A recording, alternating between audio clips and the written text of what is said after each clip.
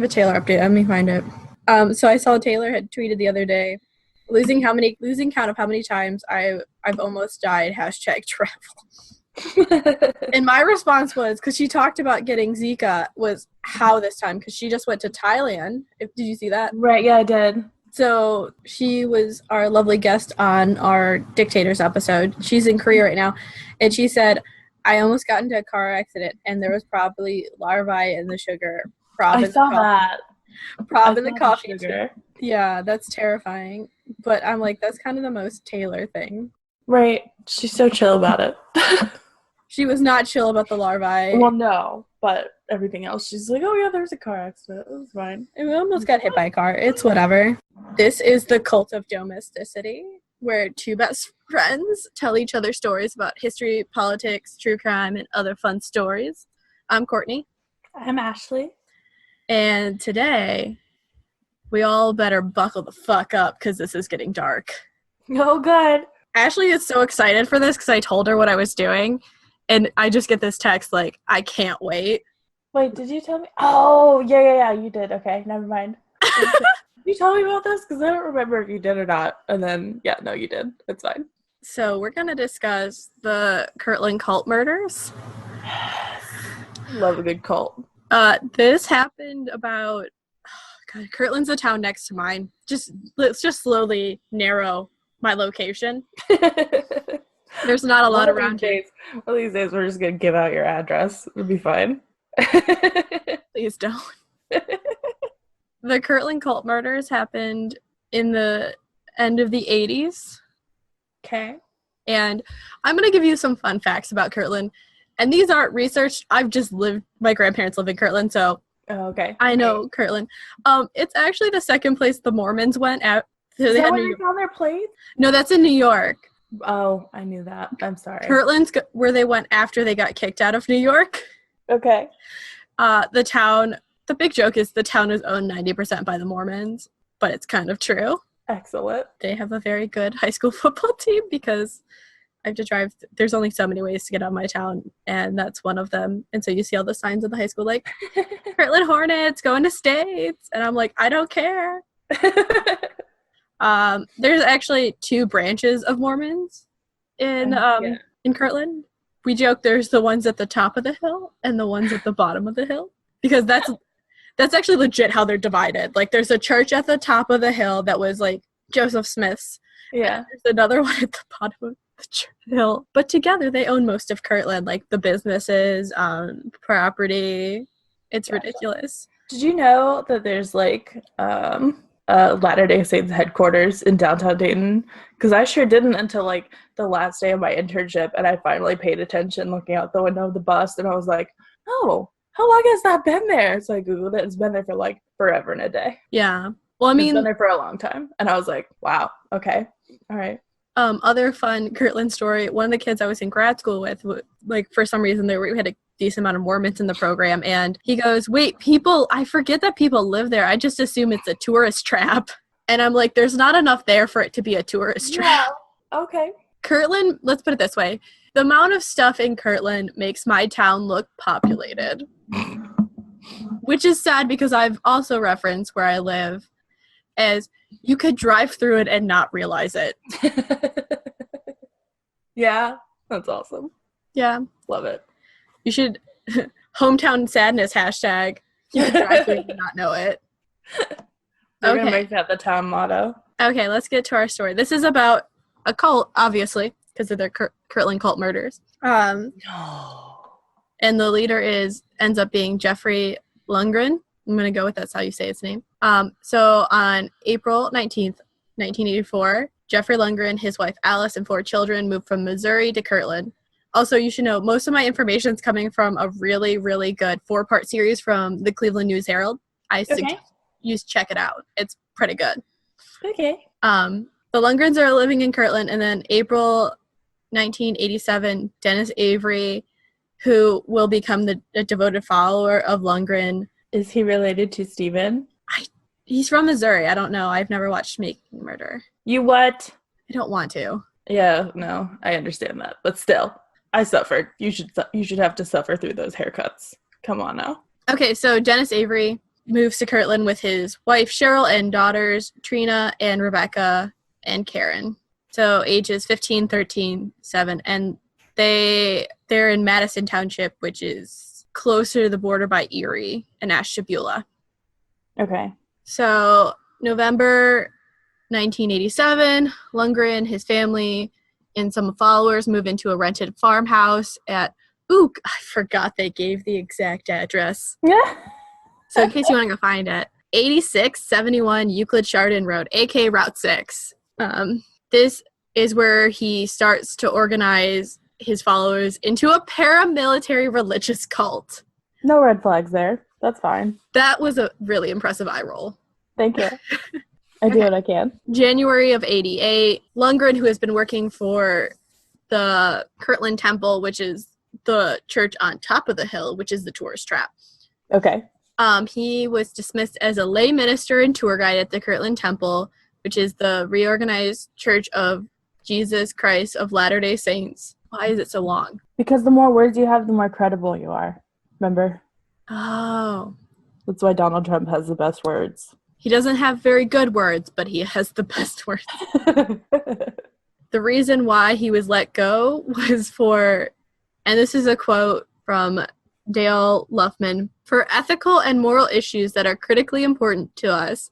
Basically, temple officials revealed later that Lundgren was accused of stealing between $25,000 to $40,000 from the church coffers. Excellent. Stealing that church money. Doing great. Yeah. So then in February of 88, former cult member Kevin Curry, who became friends with Lundgren when they were in the U.S. Navy, becomes disenchanted with Lundgren and his radicalized teaching. He leaves Kirtland and moves to Buffalo, New York, but Curry visits the FBI field office in Buffalo and tells the agents that Lundgren plans to use lethal force to seize the Kirtland Temple May 3rd in 1988. Why? Why does he want to do this? Is it because they fired him? First of all, what you should know about the temple is I've never been inside. I've never had the desire, but it's a pretty open area it's like on State Route 306. And like, yeah, you're on a hill, so you guess you have the high ground, but Kirtland has like 12 cops. I don't know, not very many. They really love giving out speeding tickets. Oh my gosh. Also, the Kirtland police station is a hop, skip, and a throw down 306. Not at the bottom of the hill, still at the top of the hill from the temple. So, like, if you took it over, they're right there. They're right there. It's such a stupid plan. I mean, clearly this man is not a tactical genius. No, but the FBI does pass this information on to Kirtland Police Chief Dennis Yarborough. Okay, that was nice of them. I know. They were like, hey, you should know there's this paramilitary dude who's planning to take over the Kirtland Temple. And what did the Kirtland police do with that information? I think they just went and tried to check up and see what was happening. They didn't really say in this. They more focused on the aftermath. Okay. Fair enough. So then April 29th, 1988, Kirtland resident contacts the police and tells the patrolman that she suspects that there is a cult at this rented farmhouse.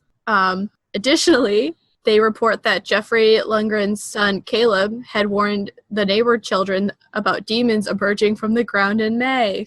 All right. Totally normal. Continue. So May 2nd, Police Chief Yarborough confronts Jeffrey Lundgren at the Kirtland Police Station about the planned takeover of the Kirtland Temple, as well as reports of gunfire on the property, like the Euclid-Chardon Road property. Mm.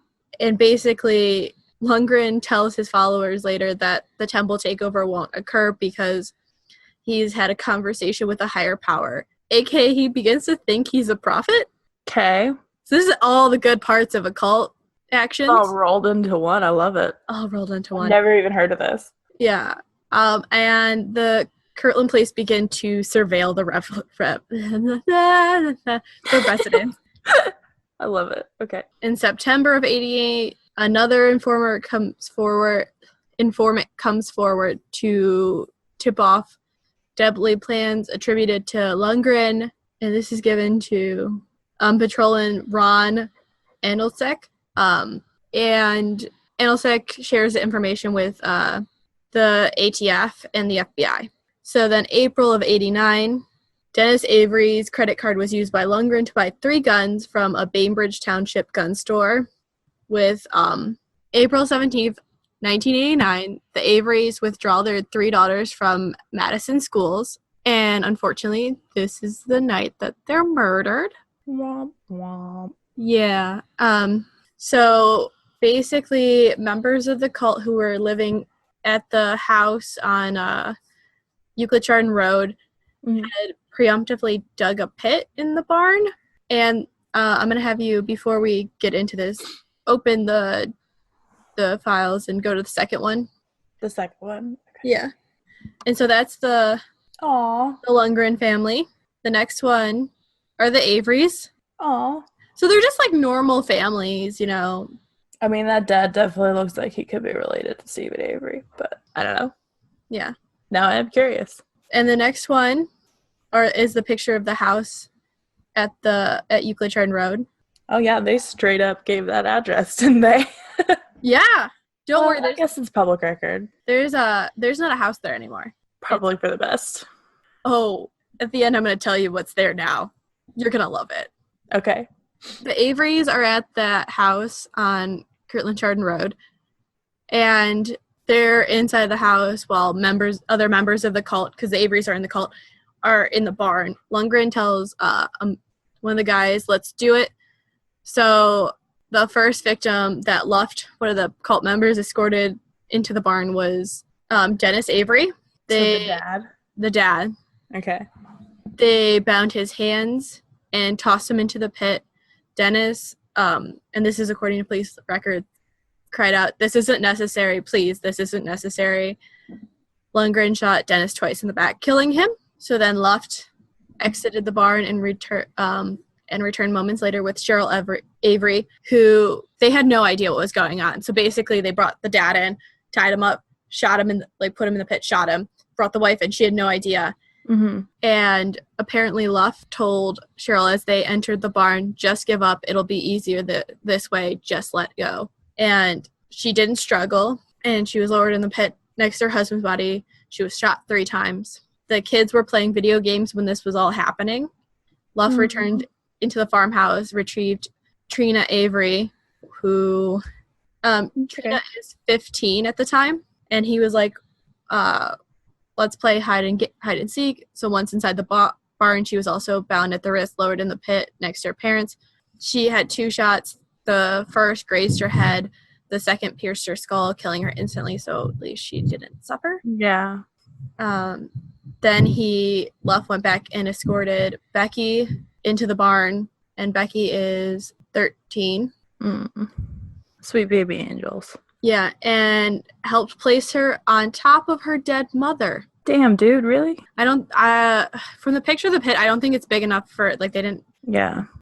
She was shot twice, once in the thigh, once in the chest. She did not die instantly, and she struggled to breathe as Luff exited the barn to retrieve the youngest of the children. 7-year-old Karen playfully climbed onto Luff's back for a piggyback ride to the barn. They had no idea. Yeah. And she was lowered into the bloodstained pit. She sat next to her sisters, and she was shot in the chest and the head. I wonder when she sat down if she realized that, her sisters weren't alive. Becky might still be alive at this time, because she didn't die for a while. Yeah, that's true. So she might have just not known what was going on. Yeah. You know? Yeah. So the men filled the pit in with lime and then any extra holes were covered with dirt. Lundgren said at the time it had to be done. It was God's will. And at the time they were killing each one, they had used a chainsaw to cover up the fact that there were shootings. Yeah, because a random midnight chainsaw isn't going to set off alarms either. No, it's right after dinner, because it's okay. because The they were clean. pictures all said midnight, so that's why I was thinking. Okay. Well, still. That's a dirtbag move. I think that the pictures just all say midnight. Gotcha. Yeah, and I didn't put up a picture of the barn, but the barn is super creepy too. Like, I'm sure it is. It's a legitimate murder barn. yeah. So April 18th, 1989, Kirtland police officers with FBI agents arrived at Euclid-Chardon Road house to question Lundgren and his followers present. They had no idea about the murders at that time. They're just looking for weapons and trying to make sure everyone's there of their own free will, Mm-hmm. Cult check. Your good old cult check. You want to be here, right? This is what you want. Yeah, because they're not going to say no to that. Or they're not going to say yes to that. Yeah. And this basically spooks the entire cult. I'm sure it did. Because they were afraid that they're going to realize that the Averys were missing or that they're going to be the next Avery family. Yeah. So Lundgren and his followers leave the house and journey to a remote campsite in West Virginia. It's not funny. I don't know why I'm laughing, but it just seems fitting to me. It is very fitting. To West Virginia. All right. Okay. There's 7 people in the whole state. Yeah, it's not that far. Let me see. Are you? Yeah, I'm looking. Yeah, I'm seeing how long it would take. It's about 5 hours. Yeah, all right. Yeah, it's not a bad drive. It's probably, and that depends on what route you're taking too. And if you want to pay tolls. Yeah. Which for them, that's probably a hard pass because tolls can establish who went where when. And basically, our good old patrolman Anslick, who was there at the time with Chief Yarsborough, and there's such a large force that he was like, there was no reason to suspect that anyone had been murdered.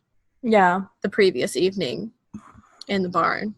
Well, I mean, they did the shitty thing, but they did it in a smart way. That makes sense. Like, they didn't have to move the bodies into the burial place because they killed them in the grave.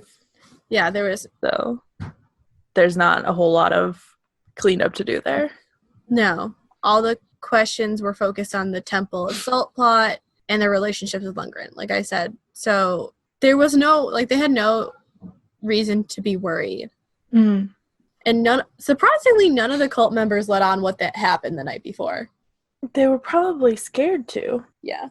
So, December 31st, 1989, a disenchanted cult member, Larry Keith Johnson, whose wife, Kathy, left him to be with Lundgren. So I think he's a little pissed. More than I shouldn't laugh, but it's kind of funny. He's a little more than disenchanted. Yeah, it's a light word for it. Contacts ATF agents in Kansas City, Missouri, and tells them about the murder of the Averys. He even gives the agents a hand-drawn map of the barn and the burial pit. So basically, without this really disgruntled guy, Larry, they would have nothing. They probably wouldn't have known for even longer. The sad thing, this is going to be even sadder than the murders, because they're murdered in April. No one, not a relative, friend, or acquaintance, had filed a missing persons report. No one. No one thought it was weird that they weren't around. No one, nothing. That's weird. Right. It's weird that no one thought it was weird. Maybe all their friends were in the cult, and they had just distanced themselves so much that... Yeah, maybe. Still. The reason why investigators hadn't really thought it was weird was because they were viewed as fringe members of the cult, and they had assumed that they had either left the area with Lundgren's followers or on their own. Yeah. And Anslick, Patrolman Anslick said, looking back at it now, it was a sad situation with the Averys, but they were always pretty much off to themselves. There's no but there, dude. It's sad. Period. Yeah. Really sad. There's no but there. Yeah. So, January 3rd, 1990, Kirtland police, acting on information from the ATF in Kansas City, they arrived at the barn and began to search for the burial pit, and they had to clear large mounds of garbage and debris, and finally, towards the end of the day, they approached the first set of human remains. So Yarborough contacts Lake County Prosecutor Steve LaTourette, and reports the finding. So La Tourette then gets search warrants. And the first picture that I have is showing them carrying evidence out of the barn. So the guy walking out in the black trash bag thing. Yeah. Yeah. So even from the edge of the barn, you from what you can see of that barn, it's like not creepy. It was creepy before, still creepy. Yeah. So then the next day they continued the careful excavation in the barn.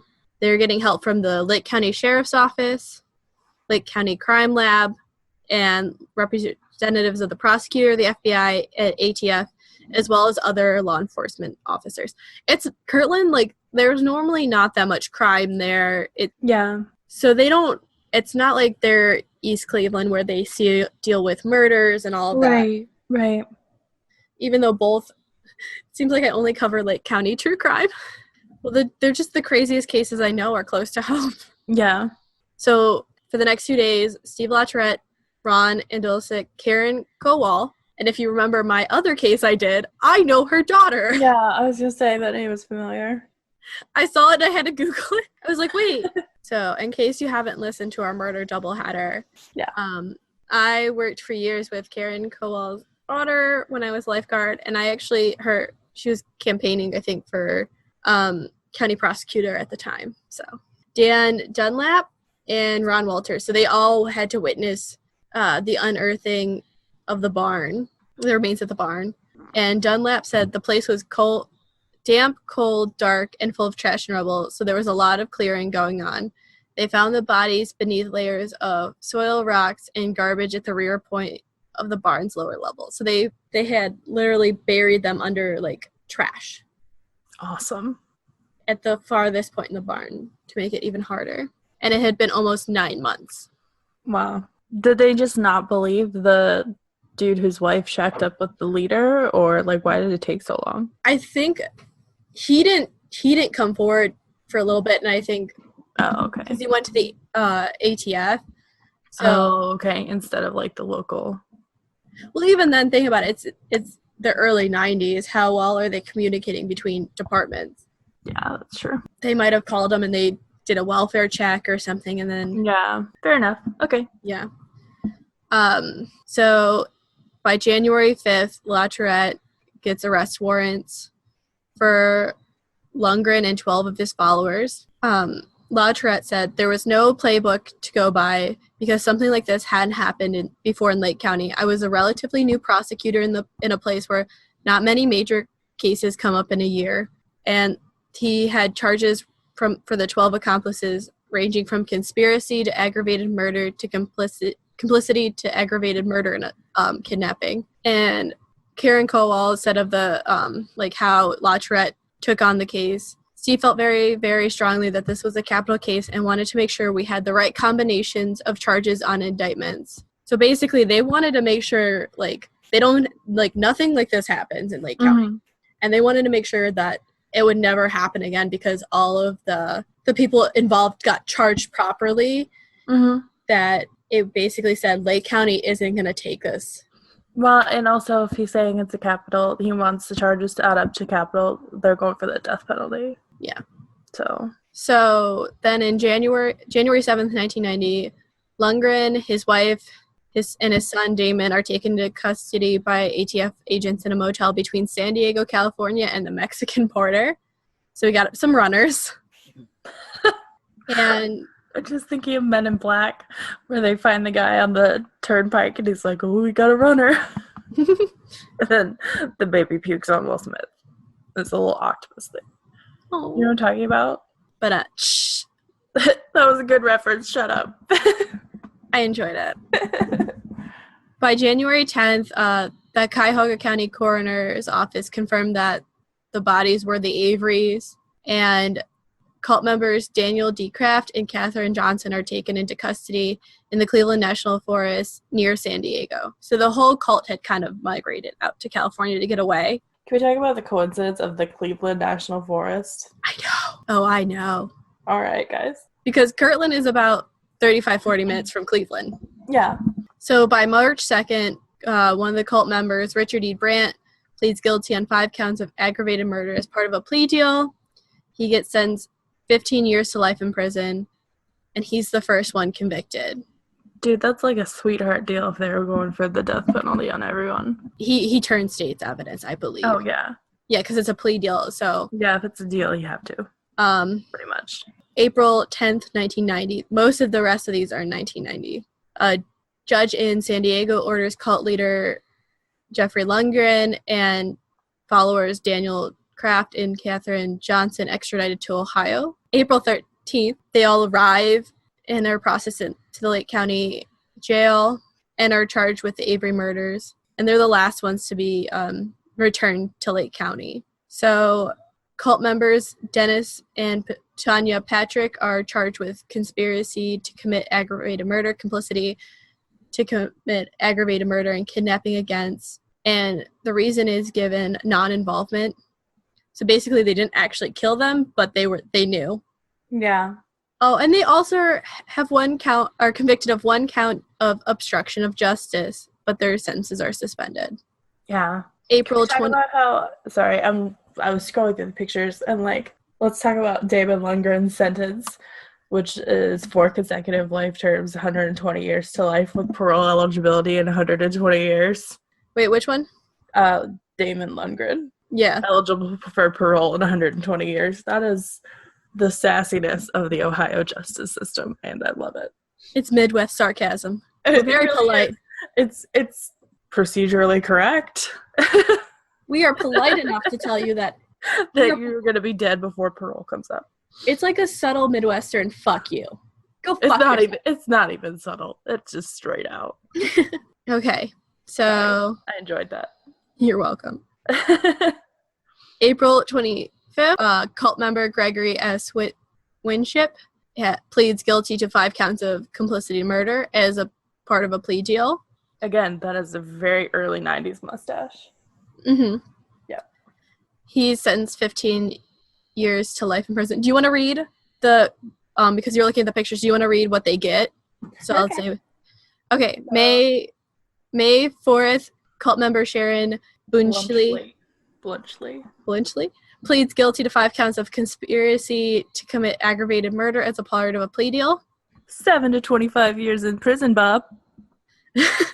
Okay, so let's go to the next. May 9th, cult member Deborah Olivarez pleads guilty to 5 counts of conspiracy to commit aggravated murder as part of a plea deal. Also 7 to 25 years in prison. May 18th, so Lake County Prosecutor's Office drops all charges, murder and kidnapping charges against cult member Kathryn Johnson for non-involvement. She is later sentenced to 1 year in prison for obstruction of justice. August 1st, Alice Lundgren is convicted by a jury in Lake County's Common Pleas Court for 5 counts of each conspiracy to commit aggravated murder and complicity to commit aggravated kidnapping and murder. It doesn't say how long she got, but I'm going to go ahead and assume it's a good long time. Yeah. Yeah. And she actually distanced herself from her husband. She's like, I didn't want this. Like, I don't think. Though. Yeah. Your husband. Come on. August 3rd, cult member Susan Luff pleads on 5 counts of conspiracy to commit aggravated murder as part of a plea deal. 7 to 25 years in prison again. So basically, if they got the plea deal, yeah. Well, so you kind of have to offer, I mean, if you're looking for the same level of evidence from one person or one co-defendant, like it's best practice to offer the same plea deal if they provide. So that kind of makes sense. So August 13th, Lundgren's trial begins. And by August 29th, Lundgren is found guilty by a jury of 5 counts each of aggravated murder and kidnapping. This is Damon Lundgren? No, this is Jeffrey. Okay. This is Alice is also sentenced, and she's sentenced by Judge Paul H. Mitrovich, 150 years to life in prison. So you were right. Yep. September 18th, Damian Lundgren is found guilty by a jury for 4 counts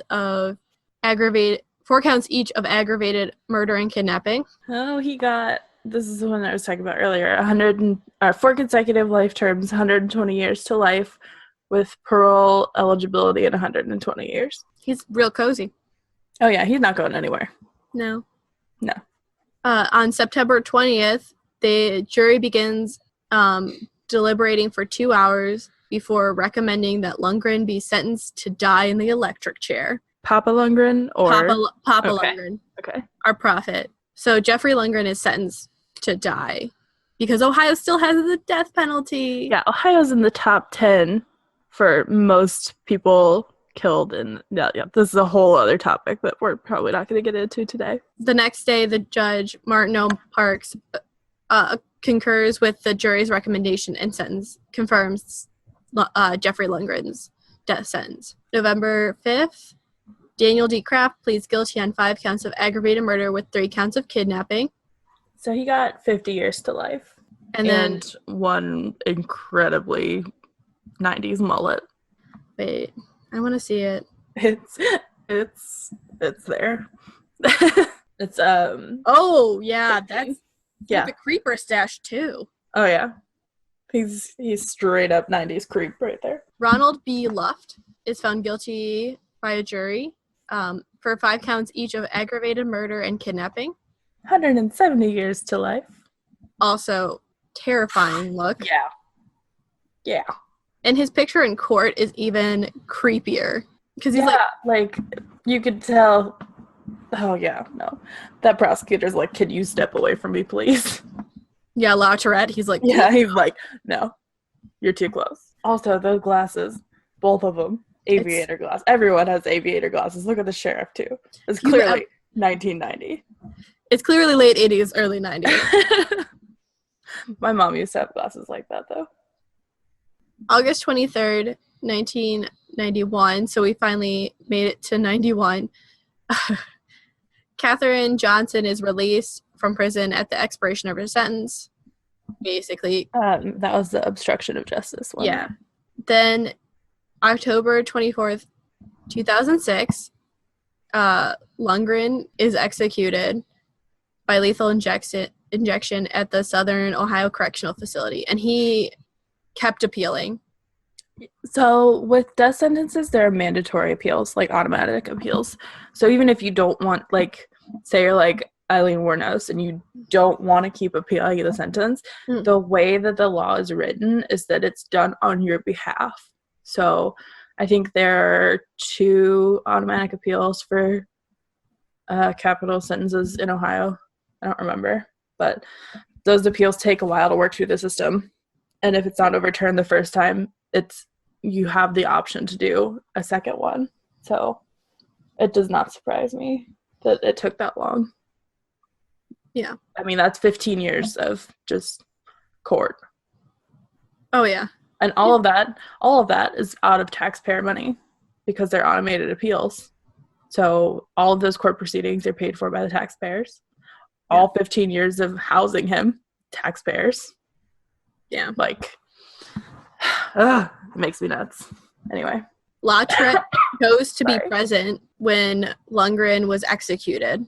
And he said he did not feel one twinge of sympathy as Lundgren was strapped into the gurney and administered the mix of drugs. He's quoted as saying, "The guy was a grifter and cold-blooded murderer. He deserved to die." Lautrec's comments on the Averys family that perished 16 years before, how sad it was for this family drawn together by love and devotion to be totally destroyed. Actually, the appeal that Lundgren was pulling was cruel and unusual punishment because he was a 275-pound diabetic, and it's a lawsuit against the state. Yeah, well, so diabetics metabolize drugs differently, so there's really no way to tell how, like, whether it will take longer or shorter to process.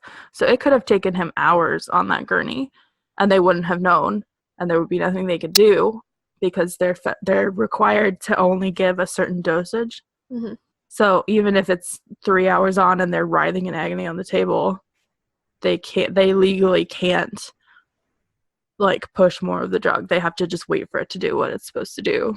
So yeah, I can understand why they would argue that. It's kind of a last-ditch attempt, I think, but I can understand why they would say. Yeah, because Lundgren was not remorseful at all. Yeah. I didn't include a lot of what he said in here because I think he deserves a voice in this. No. those are horrible actions that he took, but I'd rather give what the people involved in the case, because it messed a lot of people up, like I said.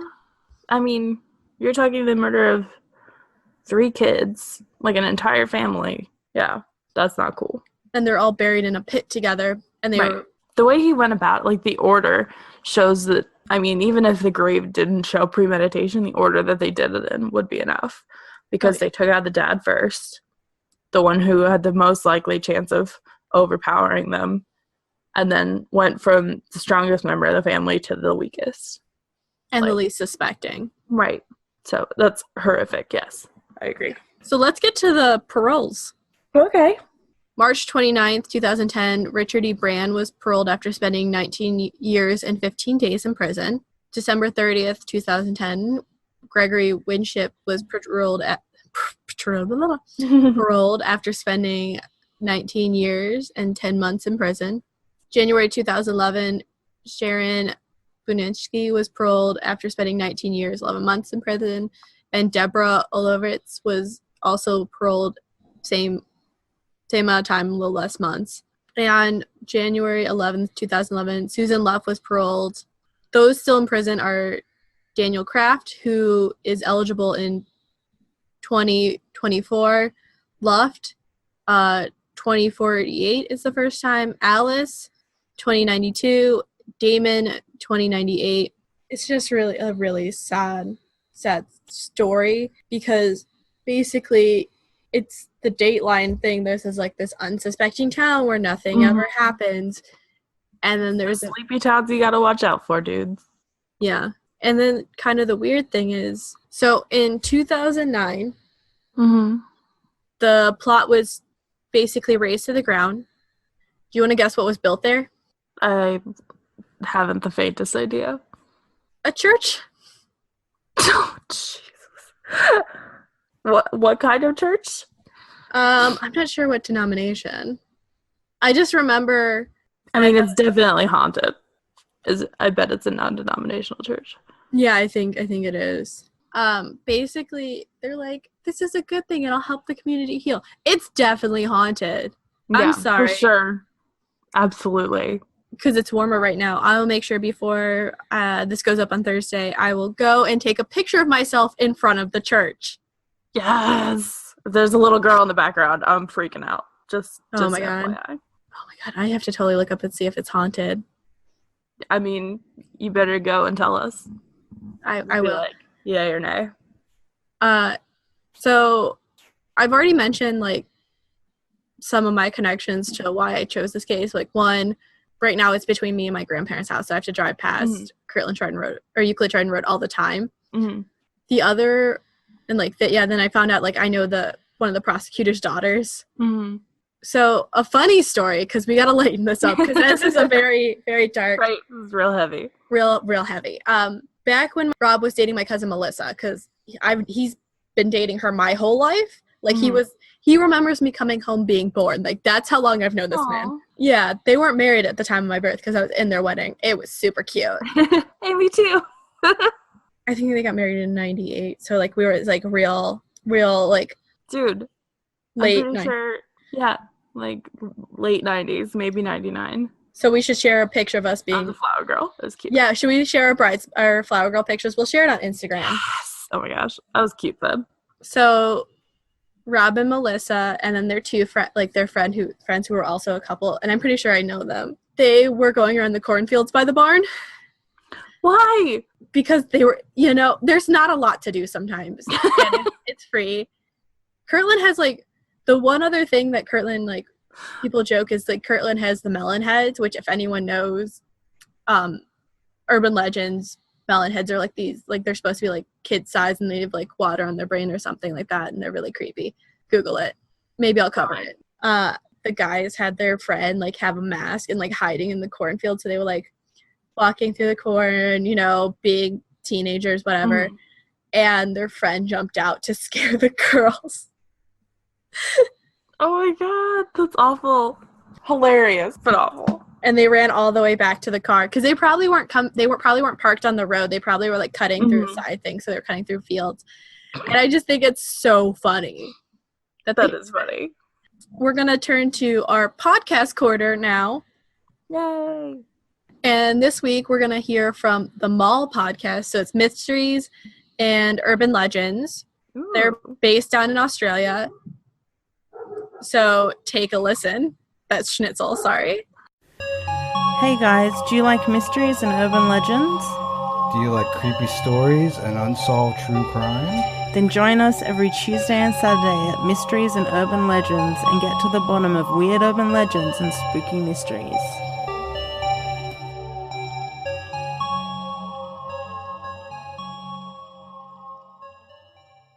So now that you know more about Mall, and I encourage you to go listen, I'm catching up on it, and it's fascinating. Also terrifying because I keep listening to it before bed, so straight up. Good life decisions. Hey guys, so I have a little update after we finished recording. I talked to my mom, who grew up in Kirtland, and she actually ended up knowing the daughter of the people who owned the farm that the Averys were murdered at. So just so you know, check out your local hometown murders and see maybe you have some different connections than you knew. So thank you for listening to the Cult of Domesticity. We are available on iTunes, Google Play, Chorus, Spotify, and Podbean. If we're not on your preferred app, please let us know. We'll work on it real hard. Remember to rate, review, and subscribe on iTunes because it really helps spread the word. iTunes is how most people find podcasts. Indeed. You can also check us out on Facebook and Twitter at Domestic Podcasts and at The Cult of Domesticity on Instagram to get the episode tip-off, recipe of the week, and additional information about the week's topics. If you'd like to suggest a recipe or topic, you can email us at domesticpodcast@gmail.com. High five. High five.